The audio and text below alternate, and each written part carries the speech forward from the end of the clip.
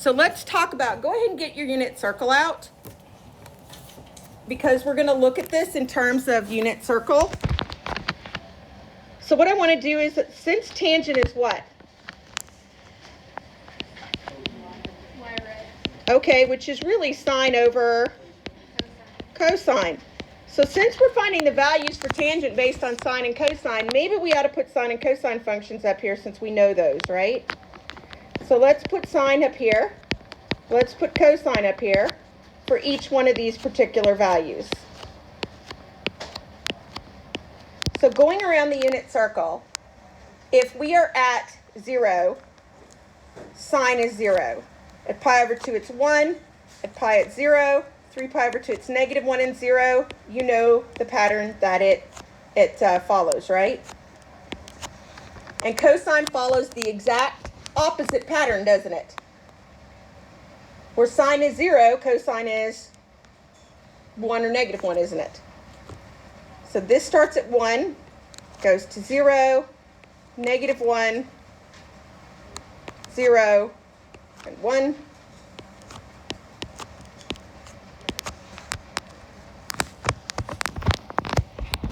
Now, do you see why I did this? Because we can find the value of tangent at all of those values by simply taking the first row and dividing it by the second row. So let's do that. What is 0 divided by 1? 0. So in all of these places, the value is 0. However, what is 1 divided by 0? What's anything divided by 0? It's undefined. So in all of these places, it's going to be undefined, isn't it? If it's undefined in all of those places, what do we know exists right there? Think back to when we graphed equations. What does an undefined place mean? What do we have? An asymptote. What kind of asymptote? There's two types, horizontal and vertical. You got 50-50 shot. Vertical. It's a vertical asymptote, isn't it? So one thing we already know is that at all of these places, like negative 3 pi over 2, I have a vertical asymptote. As a matter of fact, at negative pi over 2, I have a vertical asymptote. At pi over 2, I have one. At 3 pi over 2, I have one. Now, at all the other places, it's 0. At negative 2 pi, it's 0. At negative pi over 2, or negative pi at 0. At pi, at 2 pi. So guys, we know this graph does something in between, don't we? It's either got to, remember, at a vertical asymptote, it has to, the function has to travel either up or down to infinity at those points, doesn't it? So what we're going to do is we're going to take a couple places in between to see what the pattern looks like.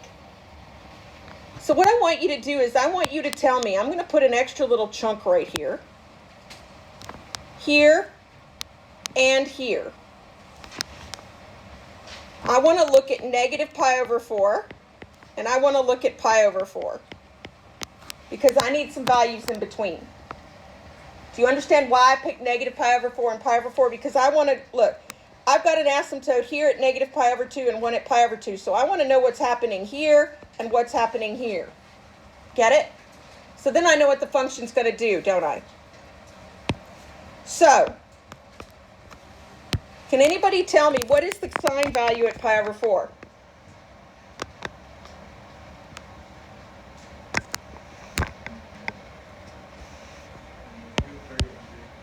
Pi over 4, it's always same, isn't it? Root 2 over 2, root 2 over 2. So if you take root 2 over 2 and divide it by root 2 over 2, what is the tangent value going to be? Guys, if you take something and divide it by itself, what do you get? So the tangent value is 1. Now at negative pi over 4, that would be in the fourth quadrant, wouldn't it? In the fourth quadrant, x is positive and y is negative, isn't it? So sine is going to be negative root 2 over 2, and cosine is going to be positive root 2 over 2. Yes. So if I divide something by itself, but one of them is positive, the other one is negative, what do I get? -1. So I'm going to take those two values and I'm going to put them on my graph. So at pi over 4, which is right here on my graph, this thing is 1. At negative pi over 4, which is right there, it's -1. Does that now show me what this graph is going to do? It's going to go through 0 and curve and go up towards the asymptote here. And on the other side, it's going to go down. And guess what? It's going to do the same thing every time. Up to 1 and through 1 and down through -1. It's going to continue to follow that pattern.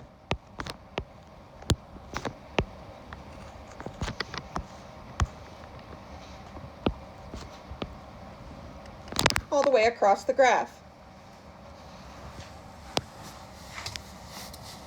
So what do you notice? Remember when we did sine and cosine? The pattern repeated every 2 pi. However, for tangent, how often is the pattern repeating?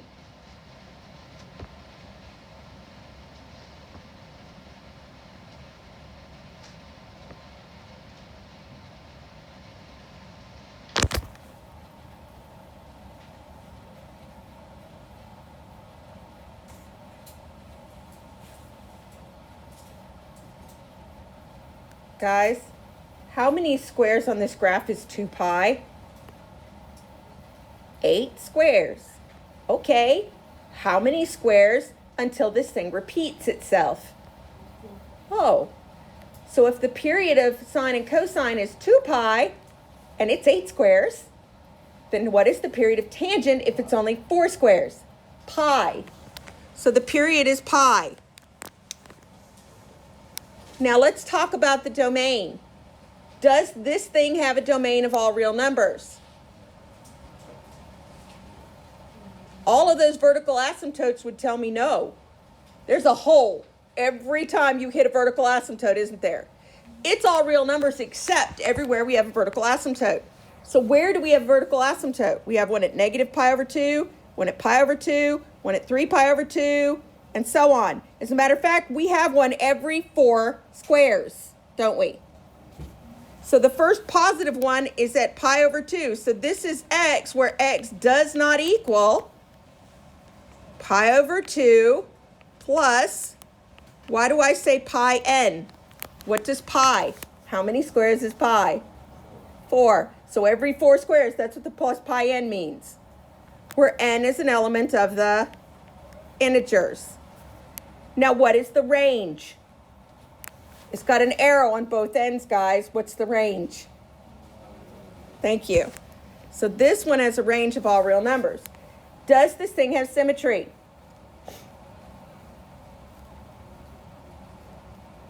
You can't fold it this way. You can't fold it this way. Can you turn it? Yes. So it has origin symmetry. Intercepts. Where are the x-intercepts? The first one's at what? Negative 2 pi, and then negative pi, and then 0, and then pi, and then 2 pi, and then 3 pi, and 4 pi, and 5 pi. As a matter of fact, multiples of pi. So the x-intercepts are at pi n. Multiples of pi. What's the y-intercept?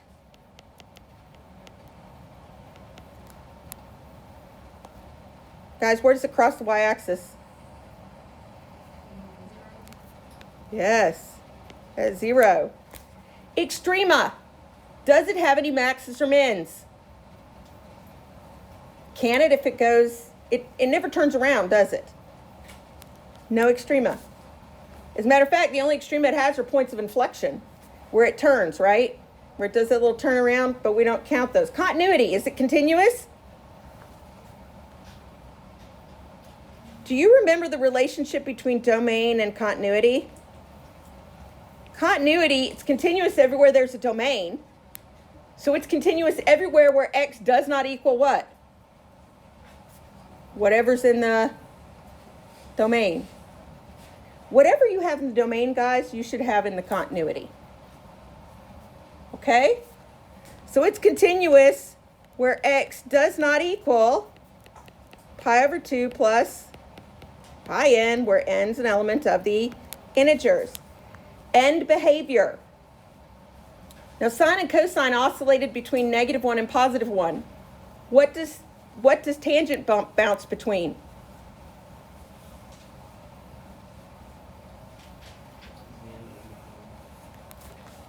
It bounces between where? Look at the arrows on the ends. -infinity and then it goes to -infinity, and then it goes to infinity, and then it goes to -infinity and goes to infinity, doesn't it? So it oscillates between -infinity and infinity. Okay?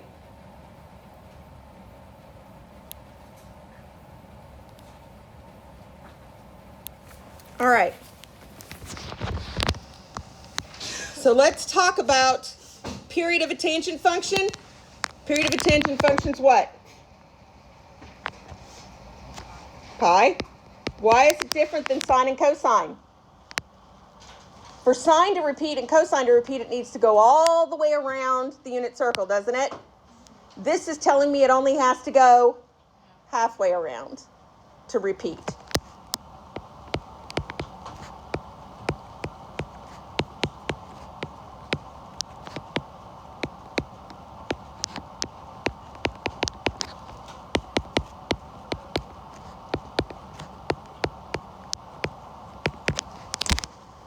All right, so what are our formulas we need for tangent, to graph tangent? Y equals tan theta, or tan x, is our parent function.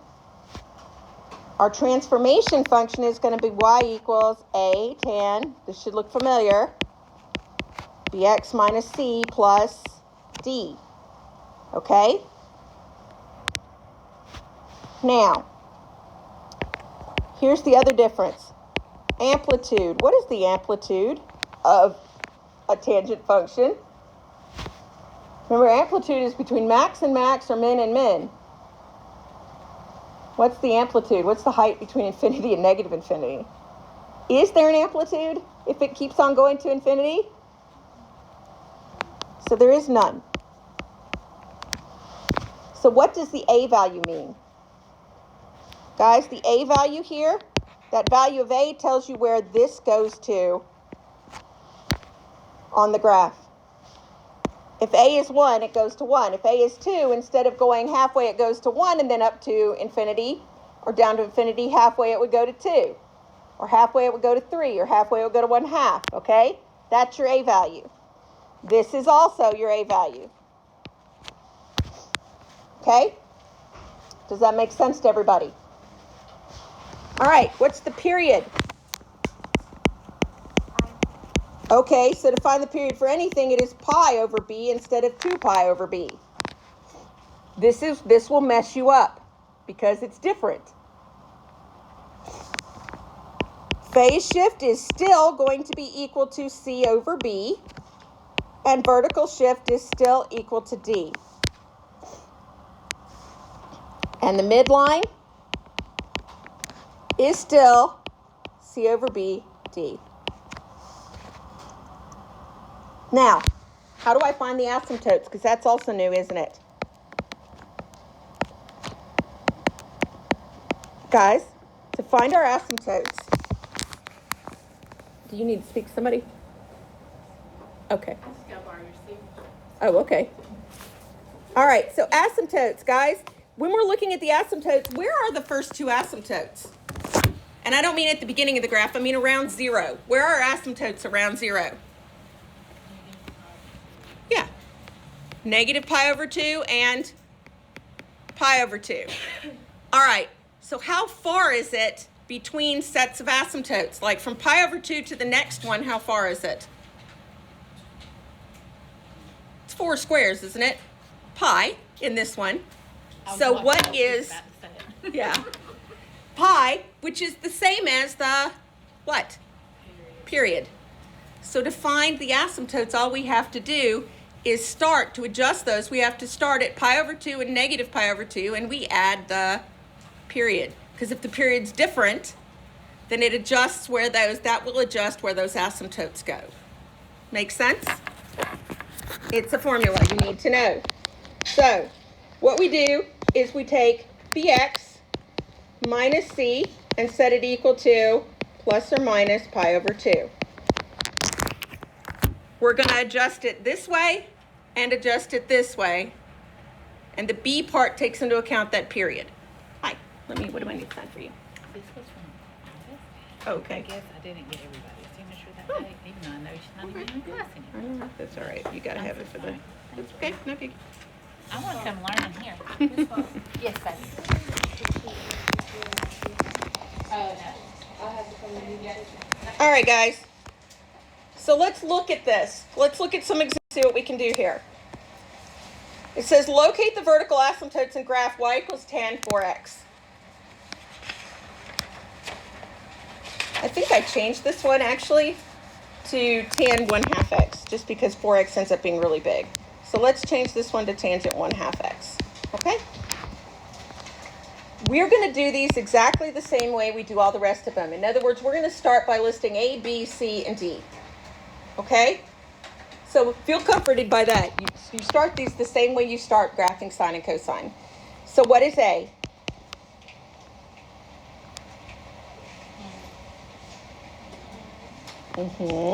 What is B?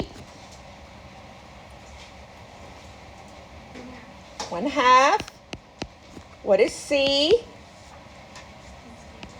What is D? 0. Okay. Good deal. So first thing we need to do is figure out what is the period and where is the middle. So let's find the middle. The middle is going to be C over BD, right? So this is going to be 0 over 1/2 D. So what is that going to end up being? 0, 0. So that's right in the middle of our graph. Now the cool thing is let's find the period next. There's a couple ways you can find the asymptotes. I'm going to give you the easy way and the hard way. All right, so the period is going to be pi over what?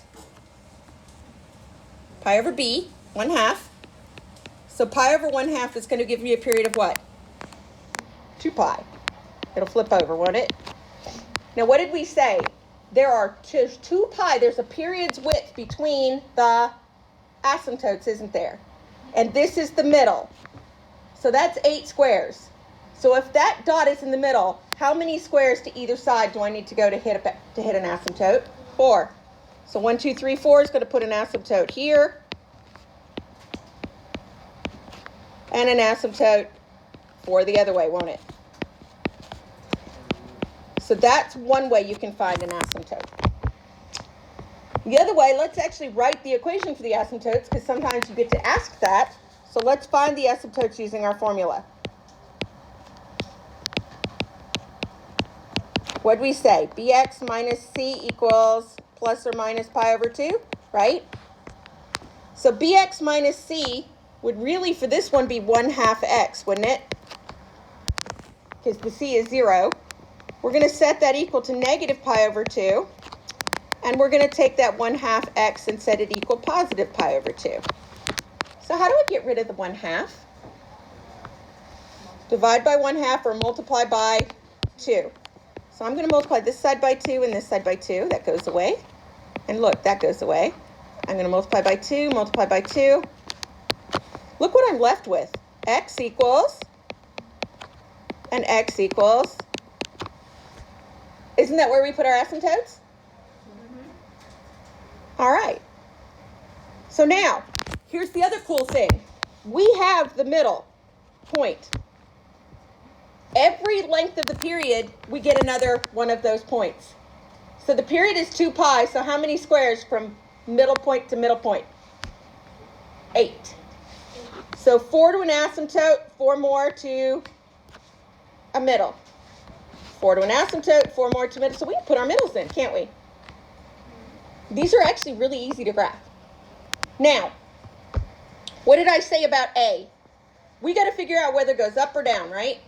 We know it goes up because we don't have a negative in front. It's not flipped over. So halfway between that point and the asymptote, halfway between the midpoint and the asymptote is where we go up for our whatever A is. So halfway is here. So this is where I go up how much?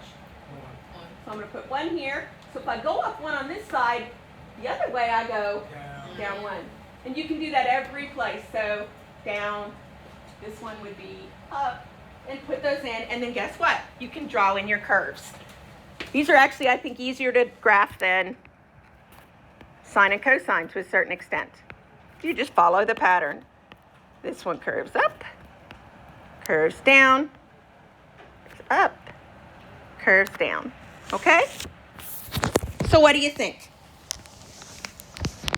Let's put some major features on here, just so we remember that it is 1 period between here,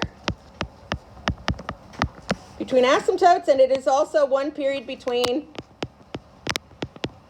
middle points. Okay? And these guys are the halfways, aren't they?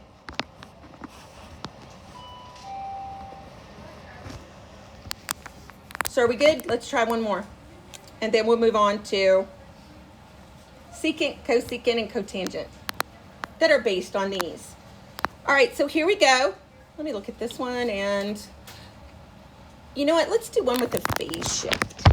Let's do example 3 instead, and then we'll come back. What's the only difference with example 2? What does this tell me right here? It's flipped. So instead of tangent going this way, what's tangent going to look like? Other way. So instead of going over and up 1, we'd go over and down 1, and then over and up 1 the other way. So that's the way it works. You'll see me do a lot of this and this and this and this and this and this and this. Anyway, you'll see why in a minute. It's like trigger aerobics. All right, here we go. Let's look at this guy. Oops, there should have been a thing around that. All right, so first thing we need to list is what? All right, so what's A? What's B? 1. What's C? 3 pi over 2. And what's D? 0. Okay, so we need to find the middle first. And then we need to find the period. So the middle is where? C over B, D. So 3 pi over 2 over 1 is what? Yep. And then D was? Okay. So 3 pi over 2, 0 puts us right here, doesn't it? Okay. So now let's find the period. Period is pi over B. So pi over 1 is what? Did I what? Yeah.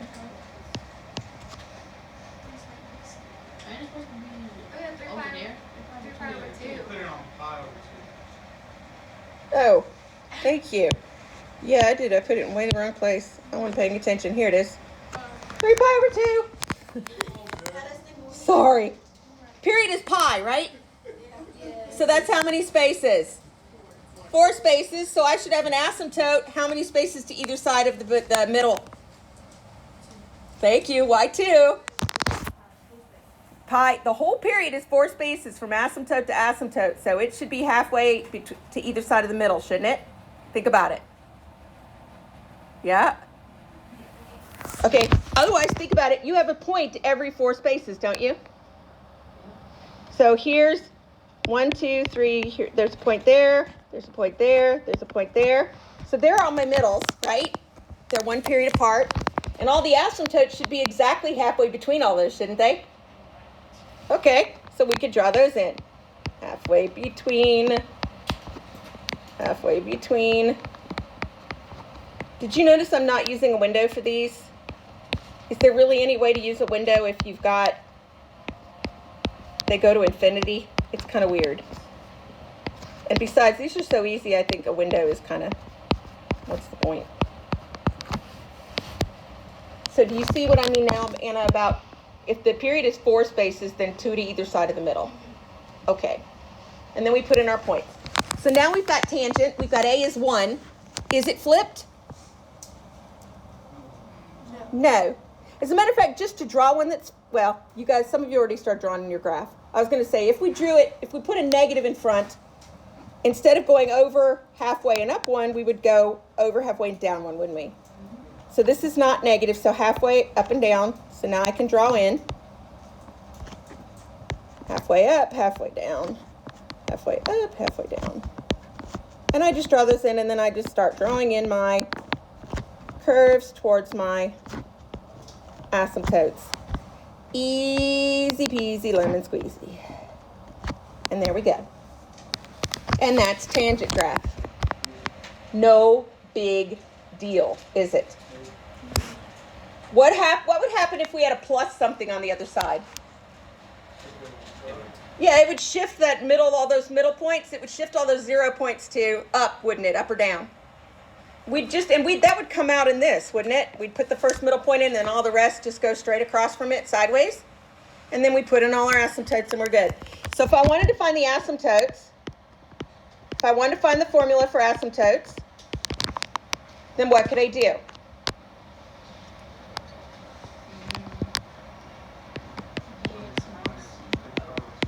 Equals plus or minus pi over 2, right?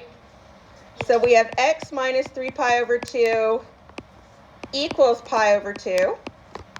And x minus 3 pi over 2 equals negative pi over 2. So if we add 3 pi over 2 to the other side, right, we get what? Pi over 2 plus 3 pi over 2 is 4 pi over 2, isn't it? And 4 pi over 2 is just 2 pi, and look, we had that. And then the other one, if we add 3 pi over 2 minus pi over 2 would be what? Negative. 2 pi over 2, which is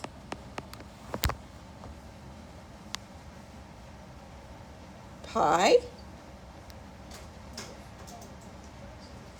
Do the add subtract thing if you need to and move it. All right, and we had one of those there too, didn't we? All right, so how do you feel about graphing tangent? Excellent. Good. So let's move on to reciprocal functions. We are going to use sine, cosine, and tangent to graph secant, cosecant, and cotangent.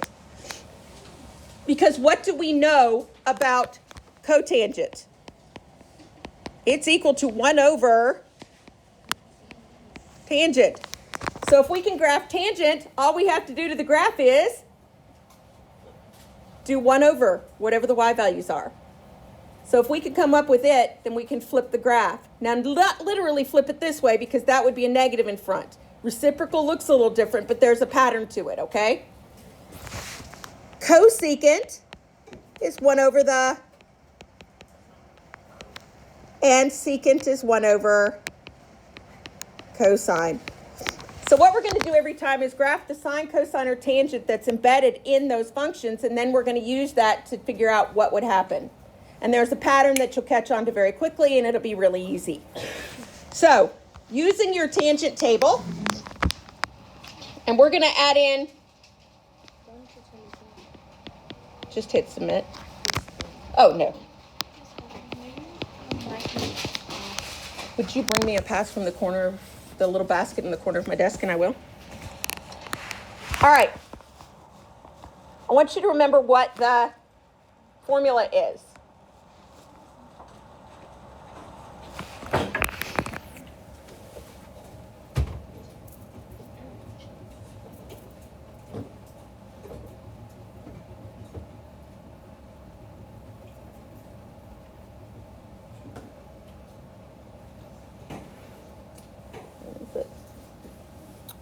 One.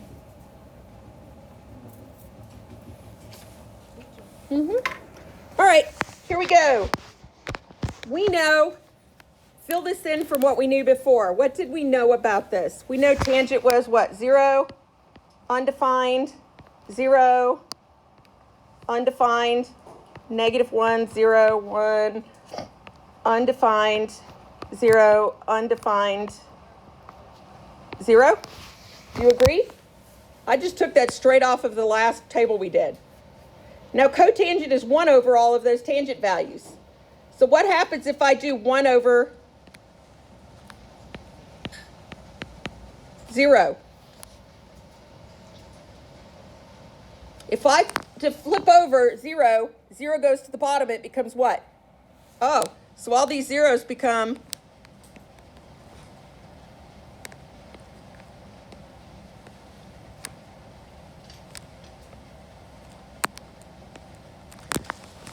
now what happens to all those zeros? What happens to all those undefineds where 0's in the bottom? We flip them over and the 0's now in the, so if you flip over undefined, what does it become? So all the undefineds and tangent become 0's for cotangent. Now what about 1? If pi over 4, if you flip over 1, what do you still get? 1. What about negative 1? Reciprocal of negative 1 is still what? Negative 1. So now we can graph these. I want to graph both of them on the same page for you, though, so that you can kind of see what's happening and what we can do to graph cotangent and how they go together. All right? So let's look at what that looks like. For the cotangent graph, I'm going to graph tangent. You don't have to graph the tangent, but I'm going to graph tangent in red, and then I'll graph the cotangent in blue, okay? So tangent, when we graphed it, had a 0 point here, and at what? Pi, and at 2 pi, and at negative pi, and at negative 2 pi. And it had asymptotes here, didn't it?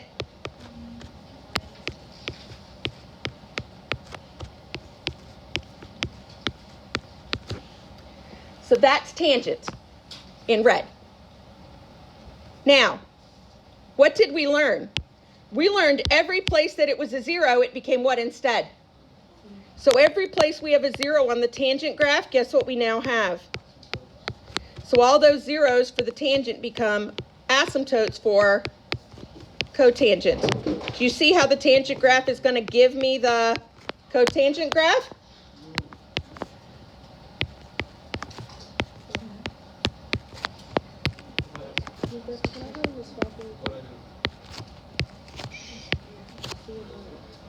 No, not about your GPA. You can do that after. You don't need to miss this. You've missed enough days. All right, now everywhere that was undefined became what? 0. So all of these undefined places in red now become 0's in the cotangent graph. Now, the only other thing I didn't put in red was for these guys where there were 0's, I also had this, didn't I? Now what happens to that 1 and that negative 1 for the cotangent? Did they change? They didn't change, did they? So the 1 and the negative 1 stay put.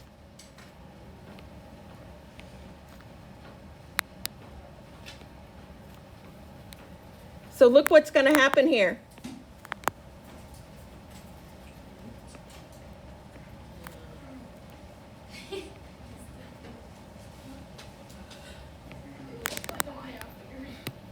Look, here's the tangent function. You're getting the tangent function was here. Tangent function was here in red, right? Tangent function was here. Tangent function was here and here. Cotangent's in blue, right? So cotangent's in blue. So now cotangent and tangent function would cross, wouldn't they, at all those 1's and negative 1's, because those didn't move. So do you see if I can draw in the cotangent, if I can draw in the tangent function for the same thing, which I know how to do, then all I have to do is change all the asymptotes to 0's, all the 0's to asymptotes, and then just redraw crossing my tangent function. And I get cotangent, don't I?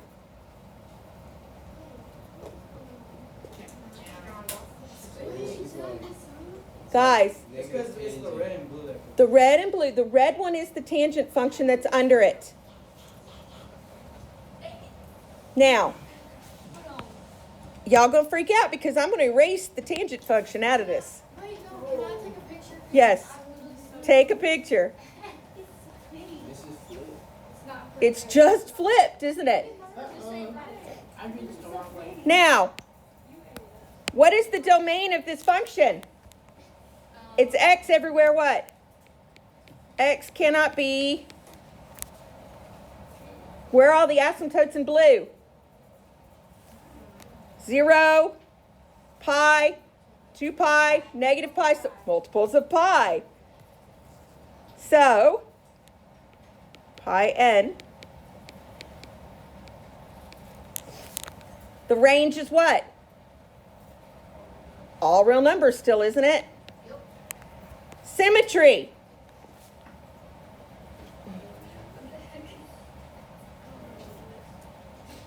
Guys, if it's based on tangent and tangent has, yeah, it's origin, isn't it? Rotatable. What about the period? Still how many squares? 4. Intercepts.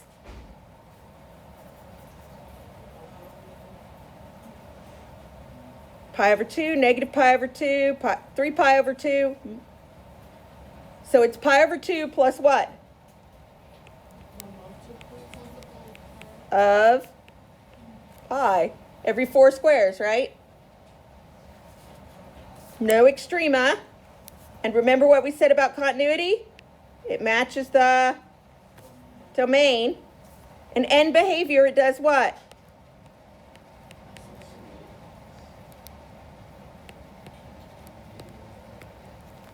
Just like tangent did. Doesn't that make sense? Okay. So let's look at graphing a couple. We always graph tangent first and then we flip them.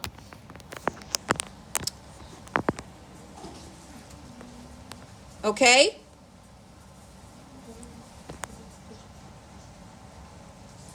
So if we're going to graph tangent first, guys, we still need to list what? A, B, C, and D. So what is A for this guy? 3. B is? No. C is? 0. And D is? Okay, so we're going to graph tangent, and then we're going to do all the swapping, okay? So it's like a 2-for-1. So the first thing we need to know is the middle for tangent. What is the middle?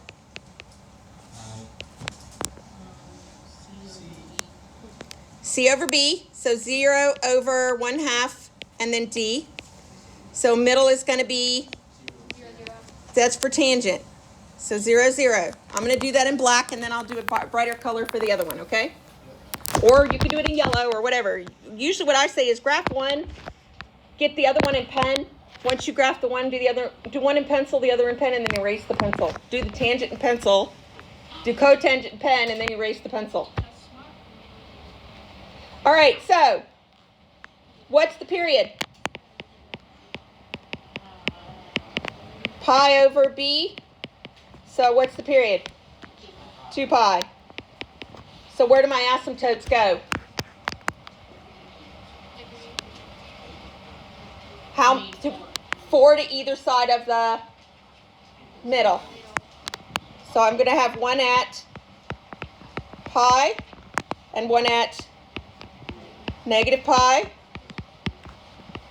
And then I'm going to have a 0 at 2 pi and a 0 at negative 2 pi, aren't I? And then my A is 3 this time, isn't it? So halfway I go, instead of going up 1, I go up 3, and then halfway I go. And so halfway I go up 3, and halfway I go down 3. So I'm going to draw these in. Now this is not my cotangent graph, is it? This is my tangent graph, right? So now I got to draw in cotangent. So how do I draw in cotangent? Everywhere I have a 0, I have what? Zeros turn into asymptotes. Are you watching? Yes. So this 0 right here now becomes a, and I just go across the graph. And then this asymptote becomes a 0. And this stays the same, doesn't it?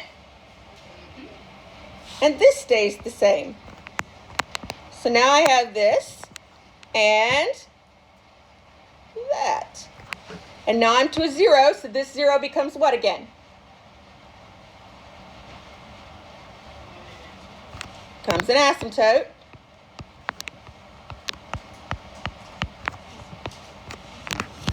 And this becomes a 0. These stay the same. And then I have an asymptote. And I can connect. And now what am I going to do to not make it confusing? I'm going to erase the tangent stuff.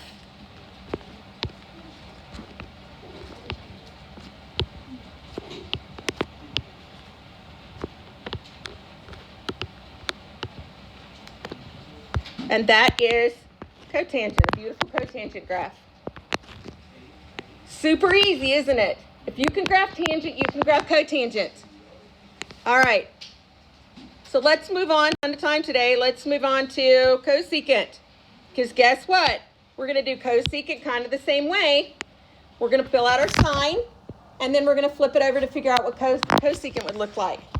So sine is 0 at 0. 1 here, 0, -1, 0, right?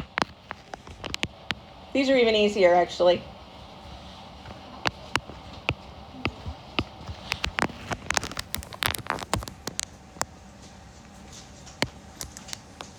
We know our unit circle enough to fill that out really fast. So all of the zeros become what?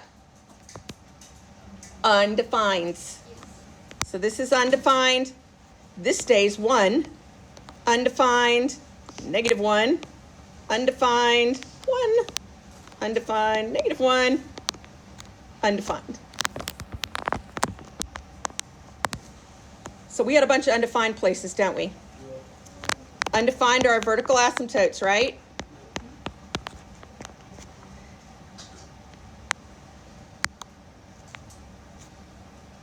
And this is at 1. Undefined at -pi. -1, undefined at 0, 1,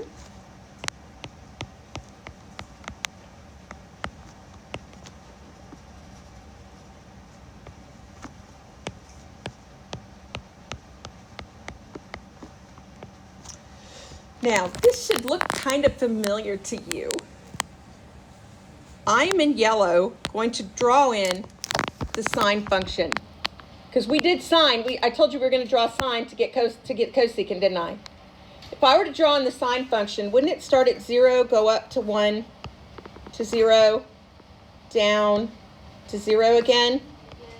Does this not look familiar to kind of like what we were doing with the other ones? Everywhere it was 0, everywhere sine was 0, this got asymptotes. Now, here's the fun thing. Let's finish drawing in the cosecant function, because everywhere we have a 1 or a -1, this thing does not cross the axis again, does it? It never crosses the axis. So if it never crosses the axis, at that one point, both ends have to go where? Up. If it's above, it has to go up. If it's below, both ends have to go down. Oh, yes. So both ends go up. These ends both go. Do you see how if I drew in the sine function that all of a sudden I could draw in the cosecant function? Because look at what happens. All the peaks become the maxes and mins, and all the zeros become the asymptotes, don't they? And then all I would have to do is erase out my sine function, and look what I have. I now have cosecant. What is the domain of this cosecant function? X, where X cannot be what? Multiples of pi. What's the range?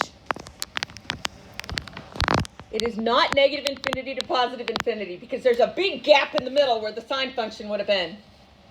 It goes from negative infinity to where? Nope. Negative 1. And then it picks up again at 1. and goes to. Infinity. So from negative infinity to negative 1, union of that from there from 1 to infinity, right? Symmetry.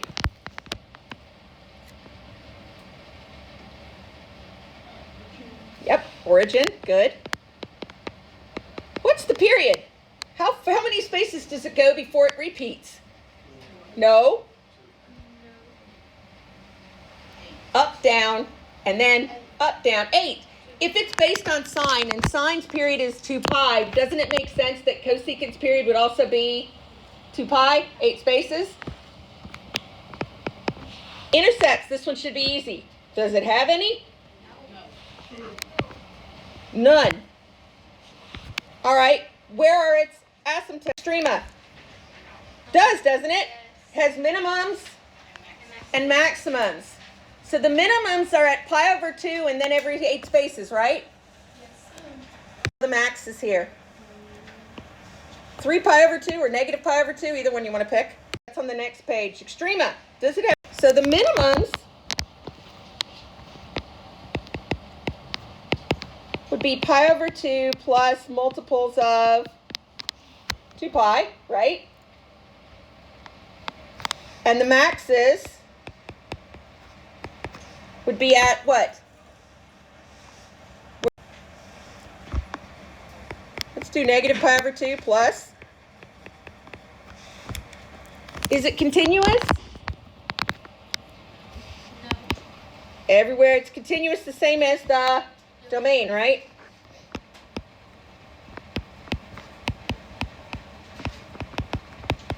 Right?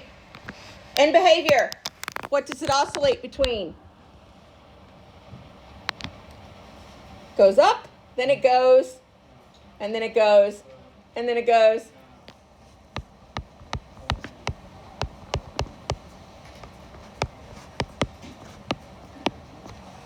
Oscillates between negative infinity and infinity, doesn't it? All right. So let's try these. After we do secant, let's set up secant and then we can do a couple of them. Secant function is what?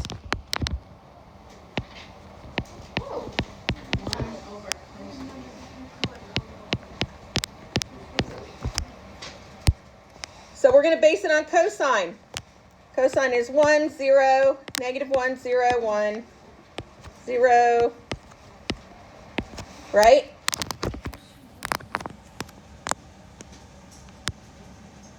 That's just going around the unit circle.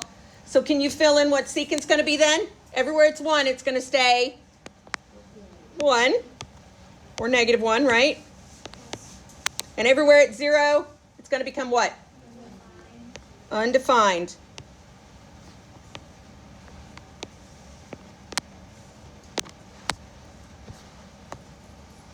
So we treat this one exactly the same way we treated the other one. If we graph cosine, guess what? Let's graph cosine first. Let me do it in yellow. Cosine starts at 1, goes to negative 1, 0, 1, right? So cosine looks like this.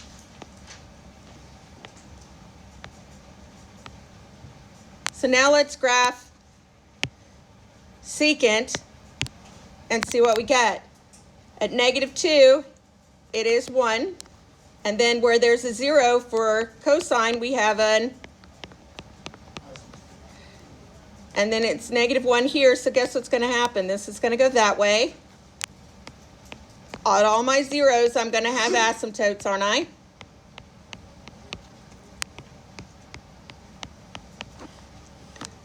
This guy's going to go down. This guy's going to go up. This should look familiar. And up. Okay?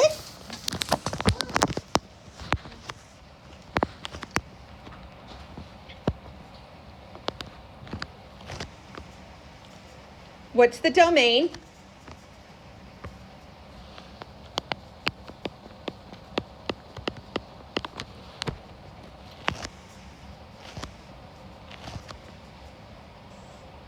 Where's the first asymptote right here is positive? This is at pi over 2, isn't it? Have you noticed that's the one I always start with? Pi over 2 plus what? How many spaces? 1, 2, 3. That's equivalent to what? So multiples of pi.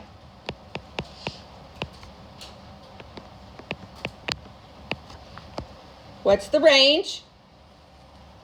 It's the stuff in the blue. From where to where?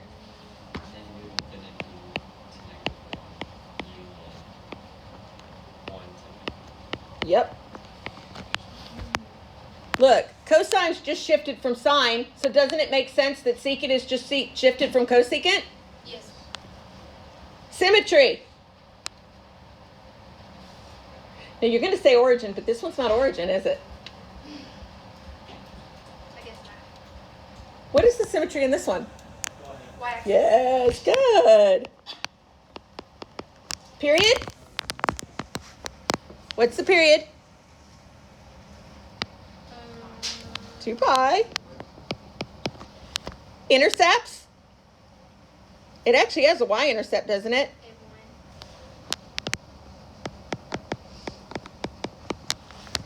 Extrema? Where are the maxes?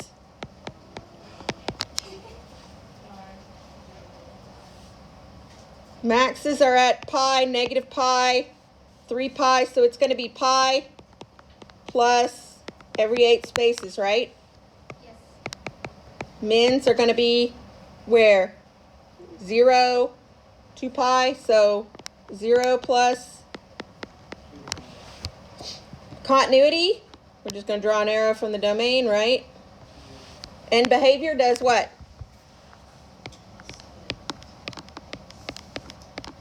So, Miss Different, when it says, if I just draw an arrow from Yep. Yes, I would. Yay! Because that's something important that you know, that the continuity is hooked to the domain, right? Everywhere it has a domain, it's continuous. So this oscillates between where? Negative infinity to All right, we have time for one more graph. Now, no, it's cool. I'm gonna ask you, we're gonna do one graph together. Secant, let's do this one because it's got all kinds of stuff in it. Let's do example 9. So we're gonna start by listing A, B. Flip the page. A, B, C, and D. So what's A? negative 3. Yeah. Well, the negative doesn't really part of it. The negative means it's what? Yeah, just kidding. 3, Flipped. B is, 2, C is, 0, D is. -1. Okay, so now we're going to graph this. Since it's secant, what are we actually going to graph underline? Cosine. So we're going to find our midline for our cosine. So that's going to be what? 0 divided by 2, -1. So what is my... So 0, -1, this is the middle of my window, isn't it? How much does my window go up and down from here? So we're doing cosine first? Yep. Always do the underline first, because then you're going to erase it out, right? Do it in pencil, do the other in pen, erase it. Okay, so we're going to go up by 1, 2, 3, down by 3, right? Remember our window? Yeah. Okay, so now we need to know the period, because we know how long our period is. Period is what? 2 pi divided by... So the period is pi. So my window is going to go here, isn't it? So here's my window. As a matter of fact, if I wanted, this isn't going to interfere with anything because this will go away when your sine goes away, or cosine goes away, won't it? So now, just ignore that. All right, so cosine, this thing is flipped, right? Cosine normally starts where? Normally starts high, but this one's going to start where? Low. So it's going to go low, middle, high, middle, low, middle, high, right? Just to put the window in. You don't have to. So this is cosine, right? Do you get it? I did something way wrong. No, the lines just threw me. That's so cute. It looks like the ones that make look like squares. It's just a window pane. Don't draw them if you don't want them. Wait, I didn't come over either. Hey, I did something bad. Guys, your window should be here. Here's your first window. I did something wrong. I know, girl. The dots just ain't working out for me. My dots are wrong. Oh, wait, never mind.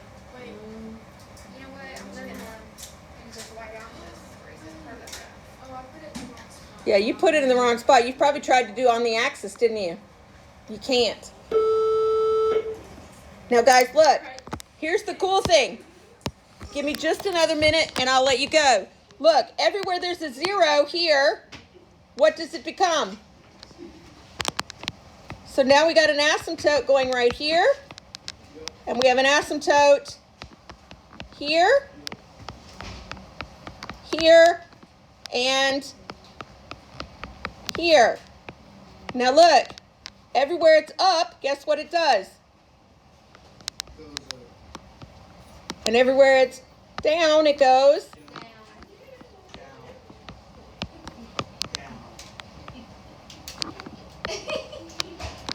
And then I would erase.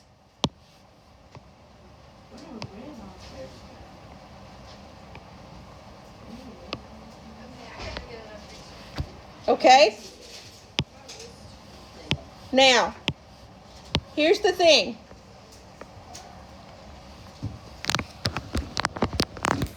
You need to give it a good try on graphing some of these. I understand this was a fast lesson. There was a lot to it. Next time, all we're doing in class next time is practicing more graphing. So you need to start your homework because you're going to get 10 additional graphing problems next time, plus some asking question stuff. So if you don't want to stack it up to the rafters with homework after that, but the things you have trouble with in your homework, you can bring it in. You can work on it in class next time, plus the extra problems, okay? All right.